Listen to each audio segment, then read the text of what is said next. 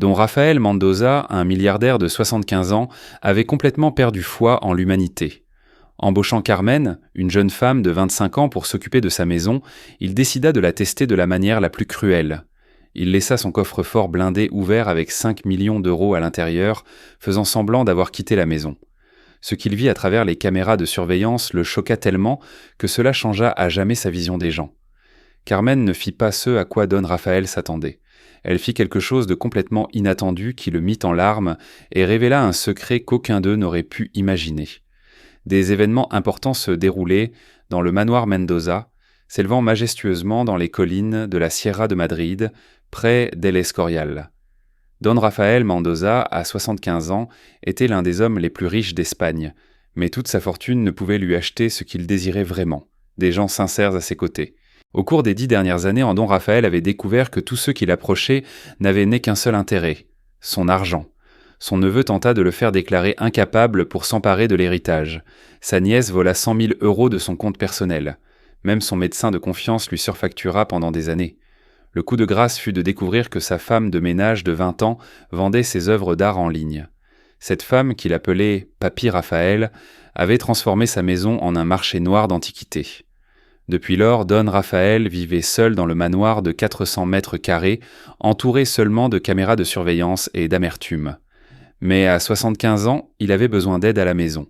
C'est alors qu'apparut Carmen Rodriguez, une jeune fille de 25 ans, originaire d'une petite ville rurale d'Andalousie, venue à Madrid avec une valise en carton et le rêve d'étudier l'histoire de l'art à l'université Complutense. Elle travaillait comme femme de ménage pour payer ses études et envoyait même de l'argent à ses parents, qui géraient à peine une petite épicerie.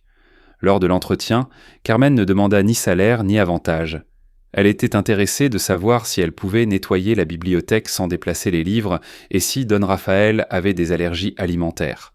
Don Rafael l'embaucha, mais il avait déjà un plan. Le lendemain matin, Don Rafael mit en place le test final. Il laissa délibérément le coffre-fort blindé de son bureau ouvert, avec 5 millions d'euros en billets de banque ostensiblement placés à l'intérieur. Il annonça qu'il partait pour une réunion qui durerait toute la journée. Il se cacha dans sa pièce secrète à l'étage supérieur, d'où il pouvait contrôler toutes les caméras du manoir. Il avait mis en place de tels tests pour tous ses employés au cours des dernières années. Certains duraient 1 heure, d'autres une journée entière, mais tout le monde finissait par succomber à la tentation. Don Rafael s'installa confortablement devant les moniteurs, prêt à voir Carmen prendre l'argent. Il avait déjà préparé la lettre de licenciement et une déclaration pour la garde civile. Une autre déception pour sa collection. Cependant, ce qu'il vit sur les moniteurs le laissa complètement perplexe. Don Rafael regardait les écrans avec incrédulité, car il avait vu cette histoire trop de fois. Carmen nettoya méticuleusement la bibliothèque, manipulant chaque livre avec un tel soin que cela le surprit. Elle ne se contenta pas de dépoussiérer, elle vérifia les couvertures et réarrangea soigneusement les volumes légèrement déplacés. Au bout d'1 heure, Carmen se dirigea vers le bureau. Don Rafael se pencha en avant. Son cœur battait plus vite. Le moment de vérité était arrivé. Carmen entra et commença à essuyer le bureau. Le coffre-fort ouvert était clairement visible de son poste. Les billets semblaient renteluire à la lumière de la lampe. Mais Carmen ne jeta même pas un coup d'œil de ce côté. Elle continua à nettoyer, à trier les stylos dans le porte-stylos et à empiler les documents. Don Rafael attendit que son regard tombe sur l'argent, que la tentation la submerge. Mais au lieu de cela, Carmen se retourna et commença à dépoussiérer les étagères du bureau. 1 demi-heure passa, puis 1 heure. Carmen travaillait avec une concentration presque méditative, comme si nettoyer cette maison était la chose la plus importante au monde. À un moment donné, elle s'approcha dangereusement près du coffre-fort pour dépoussiérer un tableau qui le dissimulait. Don Rafael retint son souffle. Carmen remarqua que le coffre-fort était ouvert. Don Rafael vit le moment où elle réalisa ce qu'elle voyait. Mais au lieu de s'approcher ou de regarder de plus près, Carmen fit quelque chose de complètement inattendu. Elle s'éloigna immédiatement du coffre-fort, comme s'il était trop chaud pour être approché. Elle regarda nerveusement autour d'elle, puis décrocha le téléphone et appela le bureau de Don Rafael. Lorsque la secrétaire répondit, Carmen expliqua avec inquiétude que M. Mendoza avait oublié de fermer le coffre-fort avant de partir. La secrétaire lui dit de ne rien toucher et d'attendre son retour. Carmen réfléchit quelques minutes. Puis elle prit une décision qui étonna Don Rafael. Elle trouva une chaise, la plaça devant le coffre-fort et s'assit non pas pour regarder l'argent ou le prendre, mais pour le garder. Don Raphaël n'en crut pas ses yeux. Carmen décida de protéger son argent. Elle resta assise là, le dos au coffre-fort, comme une sentinelle. Parfois, elle se levait pour continuer à nettoyer d'autres parties de la maison, mais elle revenait toujours vérifier que tout était en ordre. Pendant le déjeuner, Carmen prépara un sandwich dans la cuisine, mais au lieu de manger tranquillement à table, elle retourna au bureau et déjeuna assise sur la chaise devant le coffre-fort. Don Raphaël était de plus en plus confus. Quel genre de personne était Carmen Rodriguez ? À 17h, la sonnette du manoir retentit. C'était un coursier avec un colis. Habituellement, Carmen aurait ouvert la porte, mais par l'interphone, elle expliqua que le propriétaire n'était pas là et qu'il devait revenir demain. Don Raphaël réalisa que Carmen avait peur de laisser le coffre-fort sans surveillance, même pour les quelques minutes qu'il faudrait pour recevoir le colis. Elle protégeait son argent comme si c'était ses propres enfants. Une demi-heure plus tard, Carmen reçut un appel qui la fit pleurer. Don Raphaël n'entendit qu'une partie de sa conversation, mais comprit qu'il y avait de sérieux problèmes dans sa famille. Les parents de Carmen étaient sur le point de perdre leur magasin parce qu'ils ne pouvaient pas payer une dette de 30 000 € à la banque. Carmen pleurait en parlant au téléphone, expliquant qu'elle n'avait pas ce genre d'argent et que son salaire ne couvrirait même pas ce montant. Don Raphaël la vit regarder désespérément autour d'elle, et un instant son regard tomba sur le coffre-fort ouvert. « Maintenant ou jamais », pensa Don Raphaël. « Maintenant Carmen fera ce que tout le monde a fait, même avec les meilleures intentions. Le désespoir l'amènera à cet argent. » Mais Carmen agit d'une manière que Don Raphaël n'attendait pas. Elle se leva de la chaise, se dirigea vers le coffre-fort et le ferma résolument, tournant la combinaison pour s'assurer qu'il était bien scellé. Puis elle retourna à la chaise et continua à pleurer silencieusement. Don Raphaël réalisa que Carmen venait de sacrifier l'opportunité de sauver sa famille sans trahir sa confiance. Et il ne savait même pas qui était vraiment cette fille extraordinaire. Don Raphaël resta assis devant les moniteurs, complètement secoué par ce qu'il venait de voir. En 75 ans, il avait rencontré des milliers de personnes, mais il n'avait jamais vu quelqu'un se comporter comme Carmen. La jeune fille revenait de renoncer à la chance de sauver sa famille pour préserver la confiance. Carmen était toujours assise devant le coffre-fort fermé. Les larmes coulaient sur son visage, et son regard était donc fixé sur le téléphone. Don Raphaël comprit qu'elle pensait à la façon de dire à ses parents qu'elle ne pouvait pas les aider. Cette image le transperça directement le cœur. Pour la première fois depuis de nombreuses années, Don Raphaël ressentit quelque chose qu'il pensait avoir perdu à jamais. Des émotions sincères. Il descendit de sa cachette et se dirigea vers l'entrée principale, faisant du bruit comme s'il rentrait vraiment chez lui. Carmen se précipita à sa rencontre. Ses yeux étaient encore rouges, mais elle essaya de cacher sa détresse. Immédiatement, elle s'excusa pour le coffre-fort, expliquant qu'elle l'avait trouvé ouvert et qu'elle avait peur de le laisser sans surveillance. Don Raphaël demanda si tout allait bien, si quelque chose s'était passé pendant son absence. Carmen hésita un instant, puis força un sourire et dit que tout allait bien. Don Raphaël insista sur le fait qu'elle avait l'air bouleversée, et finalement Carmen craqua. En larmes, elle raconta l'appel de ses parents. Leur petite épicerie était en crise depuis plusieurs mois.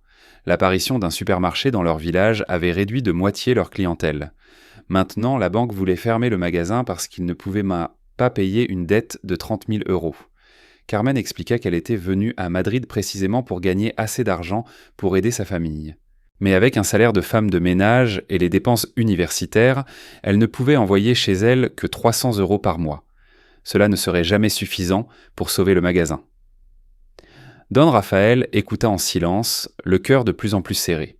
Cette jeune fille travaillait 18 heures par jour entre l'université et les tâches ménagères. Elle vivait dans une chambre louée avec 3 autres étudiants. Elle mangeait des sandwichs et des pâtes simples. Tout cela pour aider sa famille et réaliser son rêve d'obtenir un diplôme. Carmen s'excusa de pleurer devant lui, disant qu'elle ne voulait pas l'impliquer dans ses problèmes personnels. Elle trouverait un moyen d'aider ses parents, peut-être en trouvant un deuxième emploi. Don Raphaël resta silencieux pendant quelques minutes, contemplant, puis dit qu'il devait vérifier quelque chose au bureau et lui demanda de l'accompagner. Au bureau, Don Raphaël se dirigea vers le coffre-fort et commença à tourner la combinaison. Carmen s'éloigna immédiatement, expliquant qu'elle ne voulait pas voir la combinaison, pour ne pas être tentée et pour que les autres ne soient pas tentés. Mais Don Raphaël l'arrêta. Il expliqua qu'il avait intentionnellement laissé le coffre-fort ouvert ce matin-là. C'était un test qu'il menait avec tous les employés pour savoir qui ils étaient vraiment. Sans exception, tout le monde avait échoué à ce test. Carmen le regarda sous le choc. Don Rafael expliqua qu'après des années de trahison, il avait perdu foi en l'humanité. Mais ce que Carmen avait fait ce jour-là lui avait appris une leçon précieuse. Il y a encore des gens honnêtes dans le monde. Il ouvrit le coffre-fort et en sortit une enveloppe. À l'intérieur se trouvaient 50 000 € en espèces. Il les lui tendit, disant qu'elle méritait ce montant non seulement pour avoir réussi le test, mais aussi pour lui avoir rendu foi en l'humanité. Carmen regarda l'enveloppe sans la prendre. Les larmes coulèrent à nouveau sur son visage. Elle dit qu'elle ne pouvait pas accepter l'argent, qu'elle n'avait rien fait de spécial, juste fait ce qu'il fallait. Don Rafael sourit pour la première fois depuis de nombreux mois. Il lui expliqua que c'était précisément la valeur, faire ce qu'il fallait quand personne ne voit et quand il n'y a pas de récompense. Mais ce que Don Rafael était sur le point d'apprendre sur Carmen allait complètement changer sa vie et le sens de ce test. Carmen regarda l'enveloppe avec des yeux remplis de larmes, mais ne la prit toujours pas. Don Rafael était perplexe. Il venait d'offrir à la jeune fille plus que ce que ses parents gagnaient en 2 ans. Pourquoi hésitait-elle encore ? Carmen essuya ses larmes et regarda Don Rafael droit dans les yeux. « Mais aimez-vous cette histoire ? Aimez et abonnez-vous à la chaîne. Et maintenant, continuons la vidéo. » Ces mots secouèrent profondément Don Rafael. Elle ne pouvait pas accepter l'argent parce qu'il ne lui appartenait en aucune façon. Elle avait simplement accompli son devoir, et le devoir ne se paie pas. Mais il y avait autre chose qu'elle voulait lui dire. D'une voix tremblante, Carmen commença une histoire que Don Rafael n'attendait pas. 2 ans auparavant, lorsqu'elle était venue à Madrid, elle travaillait comme serveuse dans un restaurant du centre-ville. Un soir, en débarrassant les tables, elle trouva un portefeuille oublié par un client. À l'intérieur se trouvaient un bas des documents, des cartes de crédit et 2 000 € en espèces. Carmen donna tout au propriétaire du restaurant pour qu'il puisse rendre le portefeuille au client. Mais le lendemain, il s'avéra que l'homme s'était approprié l'argent, disant au client qu'il n'y avait que des documents dans le portefeuille.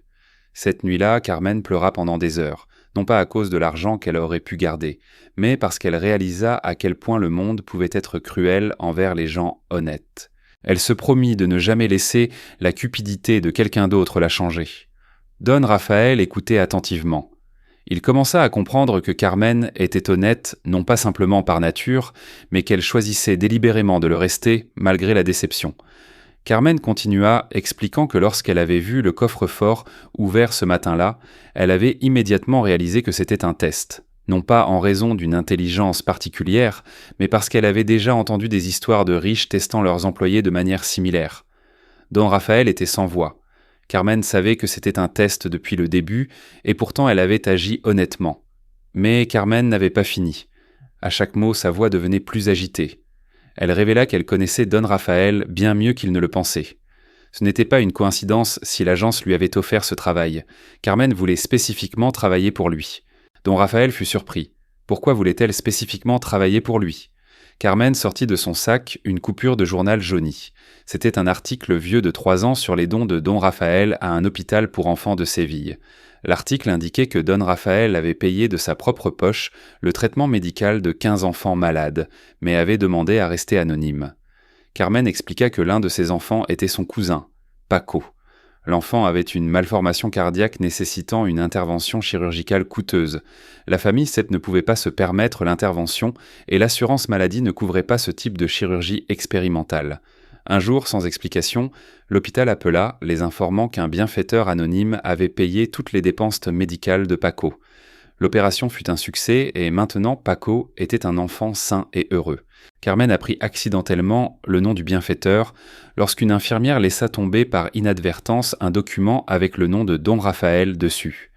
Depuis, elle avait fait des recherches sur sa biographie et avait découvert qu'il faisait des dons anonymes à des hôpitaux, des écoles, des orphelinats et des familles dans le besoin depuis de nombreuses années. C'est pourquoi Carmen voulait travailler pour lui. Non pas pour l'argent ou les opportunités, mais parce qu'elle voulait rencontrer l'homme qui avait sauvé la vie de son cousin. Elle voulait comprendre quel genre de personne faisait le bien sans rien demander en retour. Don Rafael était stupéfait. Pendant des années, il avait pensé n'être entouré que de gens intéressés par son argent, et devant lui se tenait une jeune fille qui le cherchait par admiration pour sa générosité.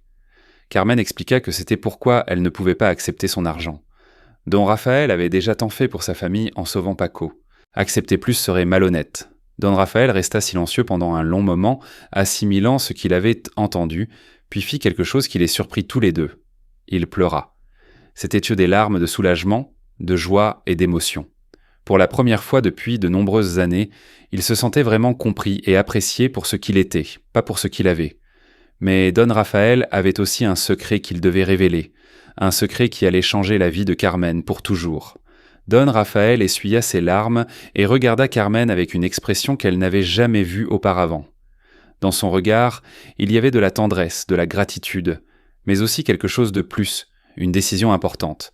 Il lui demanda de s'asseoir, car il avait quelque chose de très important à lui dire. Don Raphaël commença par expliquer que le test du coffre-fort n'était pas seulement un moyen d'identifier les personnes malhonnêtes, mais quelque chose de beaucoup plus profond et personnel. Il avait 75 ans, n'avait pas d'enfant, et son frère était mort 10 ans auparavant. Ses seuls parents étaient son neveu et sa nièce. Tous deux n'étaient intéressés que par l'héritage.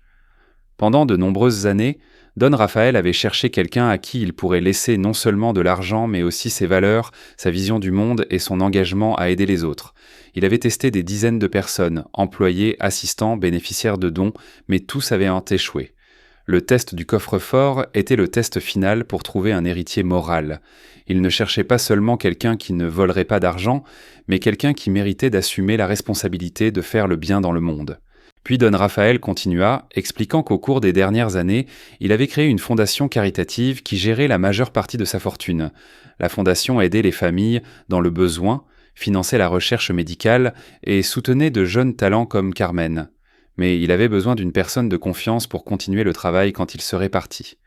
Tout l'argent que Don Raphaël dépensait en dons anonymes, y compris l'opération de Paco, provenait de cette fondation. Maintenant, il avait besoin de quelqu'un qui partageait sa vision pour poursuivre ce travail. Don Raphaël se leva, se dirigea vers le coffre-fort, en sortit un épais dossier et le plaça sur la table devant Carmen.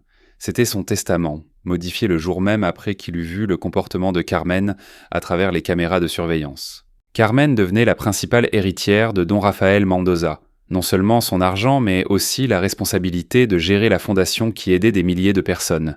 C'était une énorme responsabilité, mais Don Raphaël était sûr que Carmen était la bonne personne. Il ajouta que, bien sûr, il résoudrait immédiatement le problème du magasin de ses parents, non pas comme un paiement pour avoir réussi le test, mais comme le premier acte de leur coopération. Carmen continuerait ses études, mais commencerait aussi à apprendre à gérer la fondation. Finalement, Carmen retrouva sa voix et dit à Don Raphaël que c'était un honneur de gagner sa confiance. Mais elle ne se sentait pas digne d'une si grande responsabilité. Elle n'était qu'une étudiante d'un village, ne sachant rien de la gestion de grosses sommes d'argent. Don Raphaël sourit et dit que c'était précisément pourquoi il l'avait choisie. Les gens qui pensaient tout savoir sur l'argent oubliaient souvent son véritable but. Carmen, qui avait toujours eu peu, savait à quel point chaque euro était important et comment il pouvait changer la vie des gens. D'une voix tremblante, Carmen accepta, non pas pour l'argent ou le pouvoir, mais parce qu'elle comprit. Don Raphaël lui offrait une chance de changer des milliers de vies, tout comme il avait autrefois changé la vie de Paco. Don Raphaël la serra dans ses bras comme un père serre une fille. Pour la première fois depuis de nombreuses années, ils sentirent tous deux qu'ils avaient en trouvé une véritable famille. 6 mois plus tard, la vie de Carmen avait complètement changé, mais pas de la manière que beaucoup auraient pu imaginer. Elle ne vivait pas dans le luxe, mais avait trouvé son but dans la vie. Chaque matin, elle se levait à 6 heures pour étudier. Pendant la journée, elle passait du temps dans les bureaux de la Fondation Mendoza, apprenant de Don Raphaël comment transformer l'argent en espoir. Le magasin de ses parents fut sauvé et prospérait maintenant grâce à un programme de la Fondation soutenant les petites entreprises dans les villages en difficulté. José et Maria Rodriguez ne savaient pas que leur salut venait de leur fille, car Carmen avait demandé à Don Raphaël de garder cela anonyme même pour eux. Carmen obtint son diplôme universitaire avec mention en histoire de l'art, mais découvrit que sa véritable passion était d'aider les gens. Sous la direction de Don Raphaël, elle apprit à évaluer les projets caritatifs, à gérer les dons et à créer des programmes pour soutenir les familles dans le besoin. En 6 mois, la Fondation aida des centaines de familles, des enfants malades qui reçurent des traitements gratuits, de jeunes talents qui obtinrent des bourses, des personnes âgées seules qui trouvèrent de l'aide. Carmen réalisa que chaque histoire était similaire à la sienne. Des gens honnêtes qui se retrouvaient dans des situations difficiles et qui avaient juste besoin d'une chance. Don Raphaël, à son tour, retrouva la joie de vivre. Voir Carmen grandir dans son nouveau rôle ravivait son enthousiasme pour ses projets. Il ne se sentait plus comme un homme solitaire et aigri, mais comme un mentor formant un successeur. Leur relation devint celle d'un grand-père et d'une petite fille. Ils dînaient ensemble tous les jours, discutant de philosophie, d'art et du sens de la vie. Le manoir dans les montagnes de la Sierra de Madrid se transforma d'un mausolée tranquille en une maison pleine de vie.